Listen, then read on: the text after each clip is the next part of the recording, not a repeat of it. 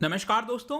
पिछले साल का दृश्य आई एम श्योर आप सबको याद होगा, जब लॉकडाउन लगा था किस तरह से जो माइग्रेंट्स हैं वो अपने घर वापस जा रहे थे। स्पेशली महाराष्ट्र, कर्नाटक जैसे राज्यों से वो वापस ईस्टर्न साइड में, स्पेशली बिहार, यूपी, वेस्ट बंगाल, इधर वो वापस आना चाह रहे थे, जिसकी वजह से आपको याद होगा बहुत ज्यादा तकलीफ झेलनी पड़ी थी माइग्रेंट्स को। और इसी को देखते हुए यहां पर नीति आयोग ने डिसाइड किया था कि एक ग्रुप बनाएंगे हम, जिसके तहत नेशनल पॉलिसी लाई जाएगी माइग्रेंट वर्कर्स को लेकर। तो फाइनली यहां पर इसका ड्राफ्ट आ चुका है, जिसके बारे में हम डिस्कस करने वाले हैं। काफी इंपॉर्टेंट टॉपिक है आपके एग्जाम पॉइंट ऑफ व्यू से। तो चलिए आगे बढ़ते हैं। मैं हूं अंकित अग्रवाल और अपडेट के लिए आप मुझे फॉलो कर सकते हैं इंस्टाग्राम, फेसबुक और ट्विटर पर। मेरे लेक्चर की हर पीडीएफ आपको फेसबुक पर तो मिलेगी ही, प्लस साथ में आप मेरा टेलीग्राम चैनल ज्वाइन कर सकते हैं by searching Ankit Agrawal official. और अगर आप यूपीएससी की तैयारी कर रहे हैं तो आपके लिए सुनहरा मौका है स्टडी IQ लैब के स्मार्ट कोर्सेज, जिसके थ्रू आप अपनी प्रिपरेशन और भी ज्यादा अच्छे तरीके से कर सकते हैं। तो यहां पर सबसे पहले देखते हैं दोस्तों हुआ क्या है, किसकी वजह से ये जो पूरा ग्रुप है वो बनाया गया था, ताकि ये जो नेशनल पॉलिसी है माइग्रेंट्स को लेकर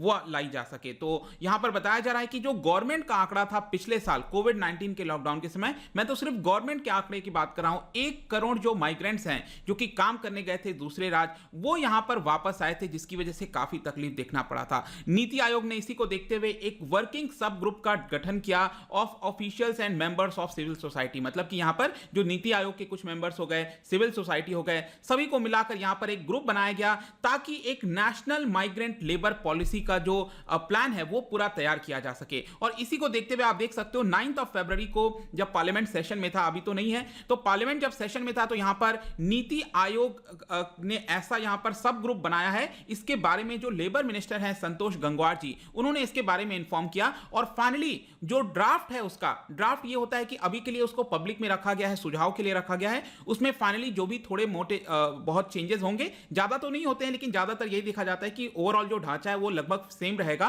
तो इसलिए ये इंपॉर्टेंट हो जाता है और आगे चलकर फाइनली जो भी होगा उसके ऊपर अपडेट हम आपको बता देंगे। तो फाइनली ये जो पर्टिकुलर ड्राफ्ट है, जो नेशनल पॉलिसी की हम बात कर रहे हैं, आप समझना है आपको नेशनल पॉलिसी क्या है। मतलब कि सरकार जो भी योजना बनाएगी वो इस पॉलिसी के तहत बनाएगी, इसी को नेशनल पॉलिसी कहते हैं। सेंट्रल गवर्नमेंट जो बनाएगी, किसके लिए हम बात कर रहे हैं, माइग्रेंट्स के लिए बात कर रहे हैं, जो एक राज्य से दूसरे राज्य यहां पर जाते हैं। ध्यान रखिएगा, हम एक देश से दूसरे देश की बात नहीं कर रहे हैं, सिर्फ इंटरनल माइग्रेंट्स की हम बात कर रहे हैं। ये सबसे पहली चीज है। तो यहां पर कौन कौन सी इंपॉर्टेंट चीजें हैं उसको हम जल्दी से यहां पर देख लेते हैं। सबसे पहला है राइट बेस्ड अप्रोच। ये काफी इंपॉर्टेंट हो जाता है। देखिए, ये जो ड्राफ्ट आया है उसका मूल ढांचा अगर आप देखोगे तो 2 मेन अप्रोच को अपनाया गया। इसका जो पॉलिसी डिजाइन है उसमें 2 चीजों को अपनाने की कोशिश की गई है। पहला यहां पर बोला गया है कि जो कैश ट्रांसफर होता है, स्पेशल कोटाज होते हैं, रिजर्वेशन होते हैं, इसके ऊपर हमें ध्यान रखने की आवश्यकता है। मतलब कि डायरेक्टली किस तरह से मदद कर सकते हैं वो तो हमें करना ही है, लेकिन दूसरा और जो सबसे इंपॉर्टेंट ये बताया गया है कि यहां पर हमें उनको डिपेंडेंट नहीं बनाया है,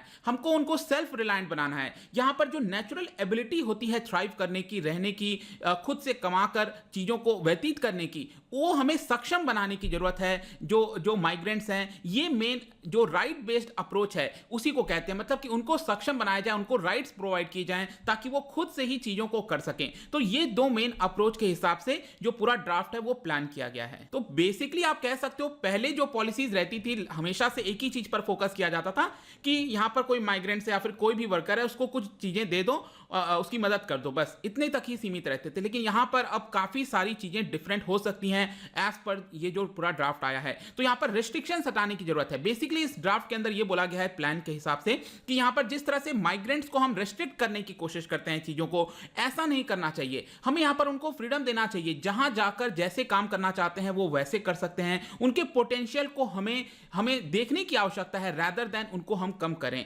राइट। और इसी के लिए बोला गया है कि we should not just provide temporary relief. यहां पर टेम्पररी रिलीफ नहीं देना है, लेकिन परमानेंटली यहां पर जो अप्रोच है वो हमारा होना चाहिए। सो माइग्रेशन के बारे में यहां पर एक्नॉलेज भी किया गया है कि जो इंटरनल पार्ट होता है, ये इंटरनल पार्ट है डेवलपमेंट का। हमको माइग्रेशन को एक तरह से बुरी चीज की तरफ से नहीं देखना चाहिए, ये हमारे डेवलपमेंट का एक हिस्सा है, इसके ऊपर हमें ध्यान रखना है। देखिएगा ये क्यों जरूरी हो जाता है, क्योंकि मैं आपको बता दूं कि जनवरी 2017 में एक और रिपोर्ट आया था यहां पर वर्किंग ग्रुप ऑन माइग्रेशन को लेकर। यह बनाया गया था ministry of housing and poverty, urban poverty alleviation. तो आपके प्रीलिम्स पॉइंट ऑफ व्यू से याद रखना 2 चीज कि 2017 वाला जो आपका रिपोर्ट था वो आपका ministry of housing and urban poverty alleviation के द्वारा था। इस बार का जो रिपोर्ट है वो किसके द्वारा है? नीति आयोग के द्वारा है। ये बेसिक डिफरेंस है, आपको ध्यान रखना है। तो पहले वाले अप्रोच में क्या था, बेसिकली यहां पर एक तरह से बताया जा रहा था कि जब लोग एग्रीकल्चर से मैन्युफैक्चरिंग पर जाएंगे, मैन्युफैक्चरिंग से जब लोग शिफ्ट करेंगे सर्विसेज की तरफ, उसके हिसाब से माइग्रेशन जो है, जो माइग्रेंट्स हैं उनका डेवलपमेंट इंटरलिंक्ड है। लेकिन यहां पर जो नीति आयोग का ये रिपोर्ट आया है उससे थोड़ा सा डिफरेंट है। तो पहले थोड़ा सा और हम समझ लेते हैं कि जो पहले के लॉस थे भारत के अंदर, जो रिपोर्ट्स थी उसमें क्या क्या इश्यूज थे, क्या क्या प्रॉब्लम्स थे। तो 2017 का रिपोर्ट अगर आप देखोगे उसके अंदर भी आप देखिए ये भी बोला गया है कि हमारे देश के अंदर, अच्छा पहले तो आप ये जानो कि हमारे देश के अंदर क्या कोई कानून है माइग्रेंट वर्कर्स को लेकर? बिल्कुल है।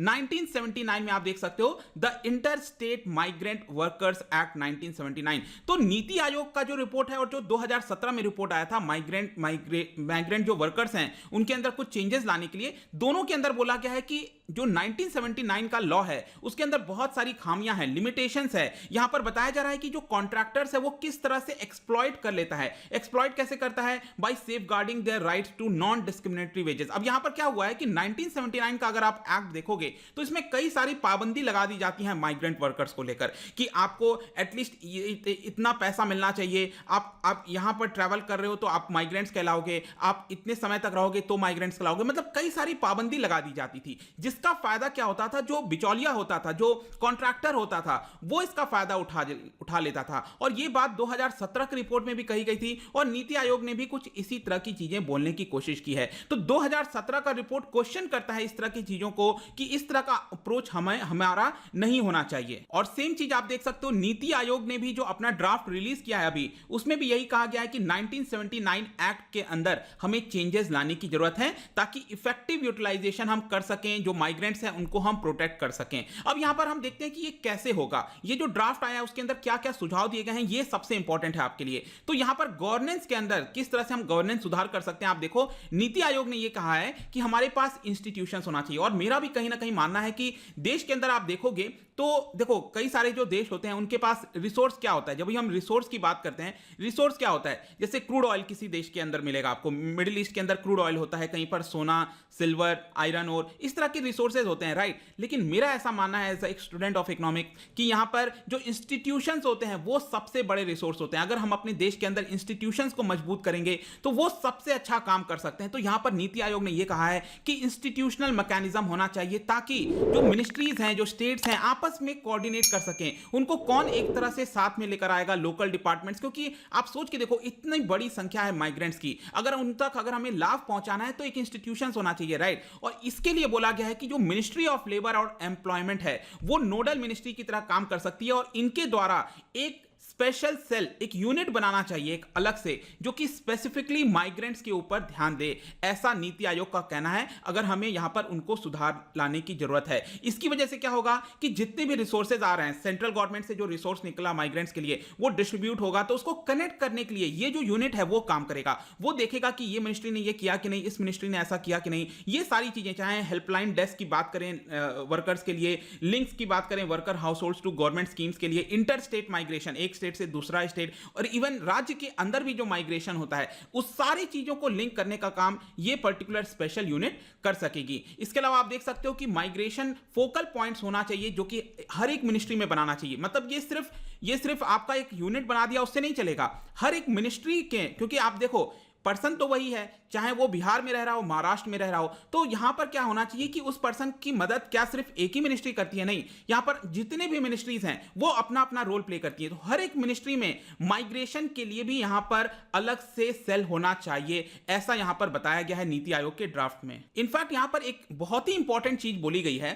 जैसे कि आपने यूजुअली देखा होगा, जैसे आप कॉरिडोर के बारे में सुनते हो, ठीक है, एक स्टेट से दूसरे जगह, जैसे एलिफेंट कॉरिडोर आपने सुना होगा, एक नेशनल पार्क से दूसरे नेशनल पार्क, वो ताकि मूव कर सकें। सेम इसी प्रकार से यहां पर भी कुछ कहा जा रहा है कि जो सोर्स डेस्टिनेशन है, माइग्रेंट जो वर्कर्स हैं वो कहां से आ रहे हैं? यूपी, बिहार, ज्यादातर ईस्टर्न इंडिया से आपको देखने को मिलेंगे। वो जा कहां पर हैं? जो हमारा वेस्टर्न इंडिया हो गया, सदर्न इंडिया हो गया, वहां पर जा रहे हैं। तो जो सोर्स और जो डेस्टिनेशन स्टेट्स हैं, दोनों के बीच में जो लेबर डिपार्टमेंट्स हैं अलग अलग राज्यों के, उनको यहां पर इंटरलिंक करने की जरूरत है। उनके बीच में अच्छे से अगर चीजें होंगी तो कहीं ना कहीं अच्छा हो पाएगा। जैसे कि फॉर एग्जांपल यहां पर बताया गया है बिहार का जैसे एक्सपेरिमेंट है। बिहार ने क्या किया कि जो बिहार भवन है न्यू दिल्ली के अंदर, उसमें उन्होंने यहां पर ज्वाइंट लेबर कमिश्नर जो है उसको अपॉइंटमेंट कर दिया है, ठीक है। इसकी वजह से क्या होता है, कोई भी बिहार से लेबर दिल्ली के अंदर आता है, उसको कोई प्रॉब्लम होती है तो उधर से कुछ कोऑर्डिनेट कर सकता है। इस प्रकार का हमें कुछ करने की आवश्यकता है, तब चीजें और बेहतर हो सकती हैं। देखो अब इसका मतलब ये नहीं है, अब कई लोग सोचेंगे कि यहां पर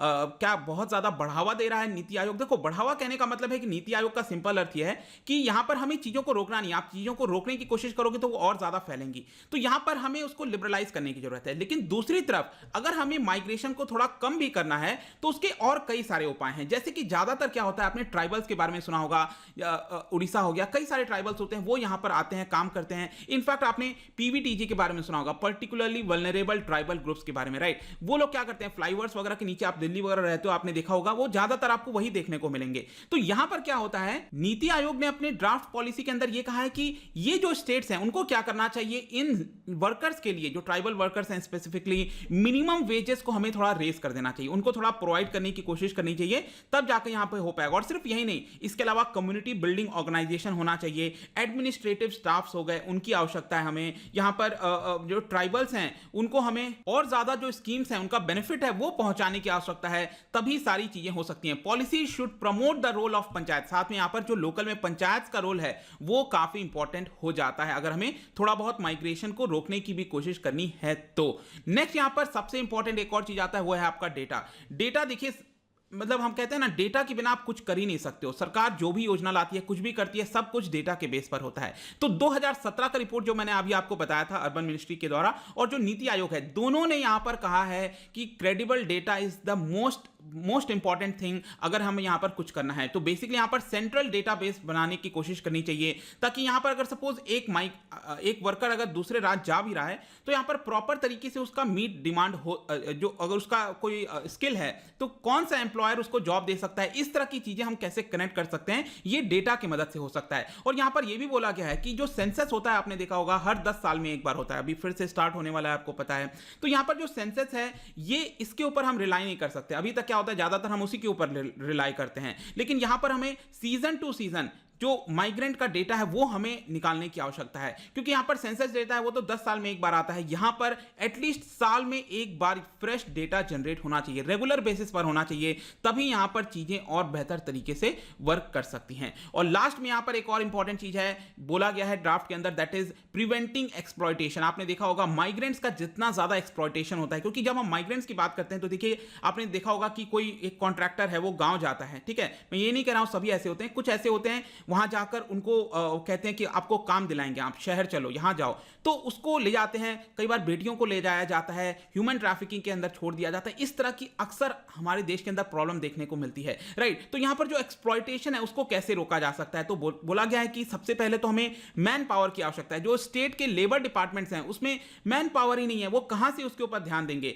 जो लोकल एडमिनिस्ट्रेशन है, अगेन वहां पर भी इस तरह की दिक्कत देखने को मिलती है, और इसकी वजह से क्या होता है, मैन पावर नहीं है, चेकिंग नहीं हो पाती, और जो मिडिल मैन है वो उसका फायदा उठाने लगता है, और वो आज के डेट में काफी ज्यादा प्रचलित है हमारे देश के अंदर। यहां पर कुछ एग्जांपल्स भी दिए गए हैं नीति आयोग के द्वारा, जैसे कि लीगल सपोर्ट और रजिस्ट्रेशन का जो प्रॉब्लम है नासिक के अंदर, उड़ीसा के अंदर, इसकी वजह से होता है। छत्तीसगढ़ और झारखंड का भी एग्जांपल दिया गया है कि वहां पर सही से सुपरविजन नहीं हो पाता है माइग्रेशन को लेकर। तो यहां पर इन सब चीजों को देखते हुए कहीं ना कहीं अगर हमें रोकना है ह्यूमन ट्रैफिकिंग और इस तरह की जो घिनौनी काम करते हैं जो लोग, उसको रोकने की हमें कोशिश करनी चाहिए। और यहां पर जाने से पहले अगर आप चाहो तो कुछ स्पेसिफिक चीजें भी लिखी गई हैं, वो आप चाहो तो यहां पर पढ़ सकते हो। बाकी आई होप कि ये जो नेशनल पॉलिसी आया है माइग्रेंट वर्कर्स को लेकर, अभी ड्राफ्ट है, सेम इसी प्रकार का होने वाला है, कुछ चेंजेस होगा तो मैं आपको बता दूंगा, लेकिन काफी इंपॉर्टेंट था, मैं चाहता था आपको इसके बारे में बताऊं जाने से पहले, क्योंकि हम बात कर रहे हैं यहां पर पॉवर्टी, माइग्रेंट्स, इस सब के बारे में। तो रिलेटिव पॉवर्टी से आप क्या समझते हो, आपको यह बताना है, ध्यान से पढ़ना।